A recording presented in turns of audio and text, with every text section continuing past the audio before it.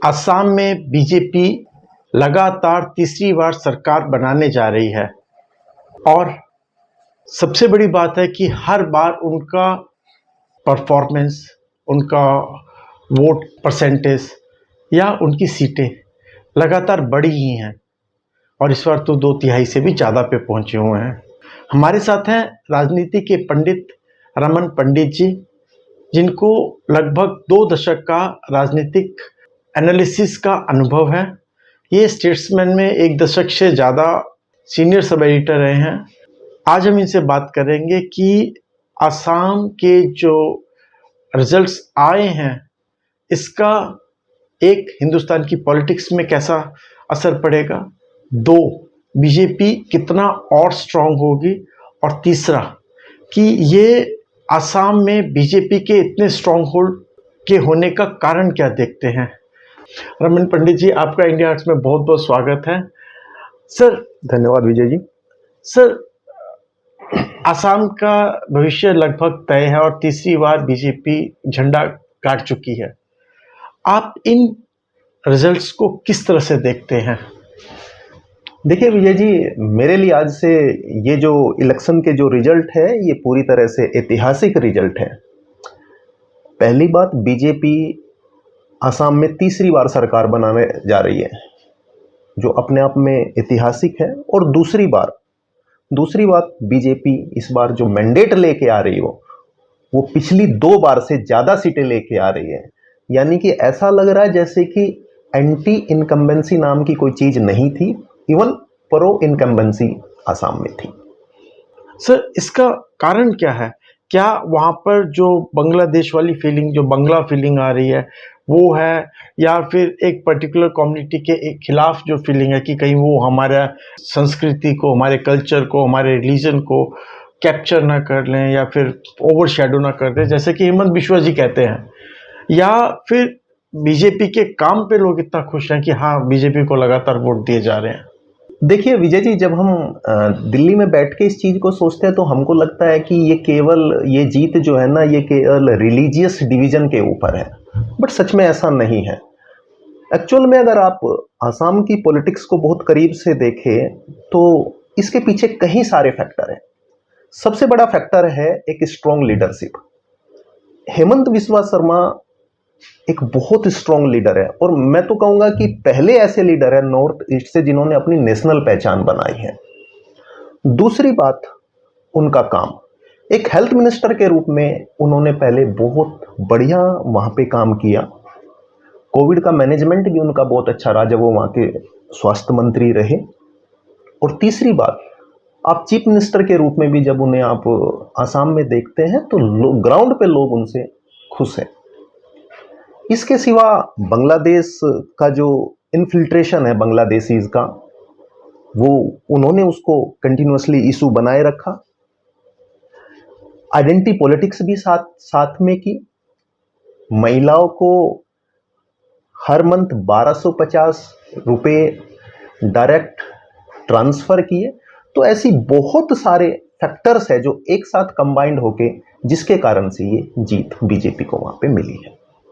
अब विश्वा जी को तो, हेमंत बिश्वा जी को तो कांग्रेस से बीजेपी लगभग छीन करके लेकर के आई है। आपको क्या लगता है, राहुल गांधी की ये सबसे बड़ी हार है कि उन्होंने एक इतने उभरते हुए नॉर्थ ईस्ट के नेता को खो दिया केवल अपनी छोटी सी ईगो प्रॉब्लम की वजह से, या क्या? देखिए, अगर हमें लगता है कि सिर्फ एक वो जो एपिसोड हम वो कुत्तों को बिस्किट खिलाने वाला था जो वो कुत्ते वाला जो एपिसोड है, सिर्फ उसकी वजह से हेमंत बिस्वा शर्मा बीजेपी में और कांग्रेस छोड़ी, तो ऐसा नहीं है। वो आप इसे कह सकते हैं कि एक पॉइंट हो सकता है, ट्रिगरिंग पॉइंट, वो एक ट्रिगर हो सकता है। बट एक्चुअल में उसके पीछे एक का कारण था कि उस समय के जो चीफ मिनिस्टर थे तरुण गोगोई, वो अपने बेटे गौरव गोगोई को आगे बढ़ा रहे थे, जो कि आज के समय में वहां पे असम कांग्रेस के प्रदेश अध्यक्ष हैं। हेमंत बिस्वा शर्मा को भी खुद लग रहा था कि एक सीमा से आगे जाके अब तरुण गोगोई मुझे प्रोजेक्ट नहीं करेंगे, और शायद मैं एक चीफ मिनिस्टर की पोस्ट एटलीस्ट मेरे लिए नहीं होगी। और बहुत पहले उन्होंने अपने एक इंटरव्यू में कहा भी था कि जब उनकी शादी हो रही थी तो उनकी वाइफ ने उनसे पूछा कि मैं अपनी माँ को क्या कहूँ कि लड़का क्या करता है, तो उन्होंने अपनी पत्नी से कहा था कि अपनी माँ को बोल देना कि लड़का आसाम का चीफ मिनिस्टर बनने वाला है। हाँ, ये कब की बात है? जब उन्होंने ही अपने एक इंटरव्यू में बताया था, जब वो कॉलेज डे में थे तो अच्छा। तब उन्होंने बताया था। तो उनके Then- एस्पिरेशंस इतने हाई थे Yes, शुरू yes, से ही। yes.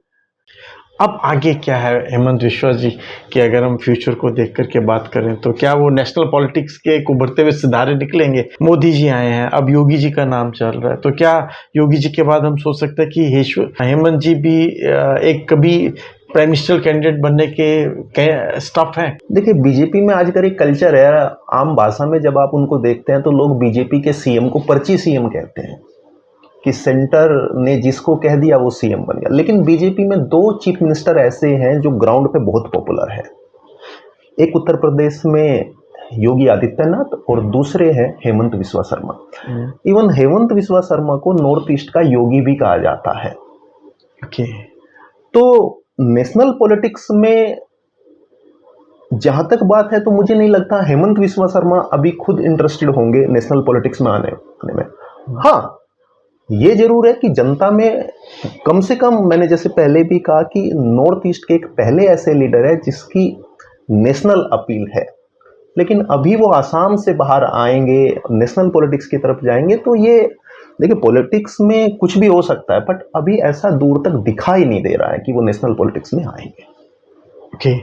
नहीं, हमारे पीएन संगमा जी भी रहे, ये भी रहे, बट एनीवे आपको नियर फ्यूचर में तो हमारे पास कोई नॉर्थ ईस्ट का इनके अलावा और कोई नेशनल पिक्चर नहीं है। जिसकी, देखिए संगमा जी जरूर रहे, लेकिन जिसकी मास अपील हो।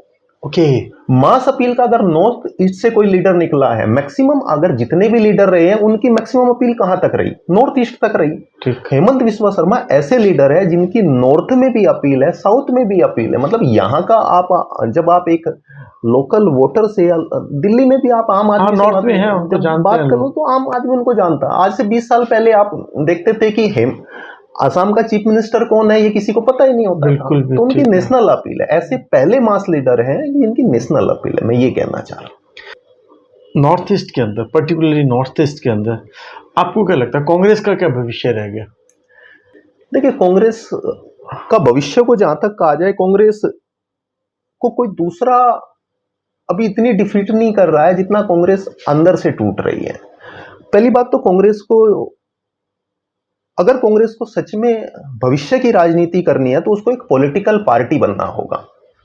कांग्रेस आज के समय में एक एनजीओ में बदल चुकी है, तो एनजीओ से वापस उसे एक पॉलिटिकल पार्टी में आना होगा।